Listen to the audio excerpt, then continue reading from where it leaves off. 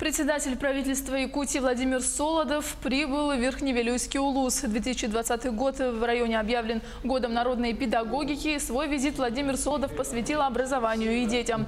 Учащиеся Верхневилюйского республиканского лицея-интерната встретились с председателем и задали ему вопросы. Также председатель правительства посетил Верхневилюйскую школу номер 3, где в прошлом году открылся класс «Точка роста». Также в этот день установили первую сваю универсального комплекса спортивных единоборств в селе Андреевское. Буквально уже в феврале, прямо с сегодняшнего дня, начнется стройка, и в ближайшее время объект будет уверен завершен и станет еще одним шагом к укреплению традиций спортивных Верхневилюйского района.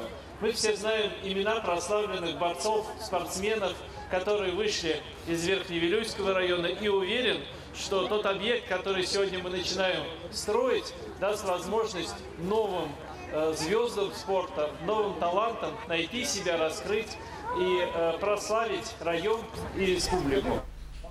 А в этот час в райцентре Верхневилюйска проходит итоговый отчет перед населением сел Верхневилюйск и Андреевское. Но проект все равно нужно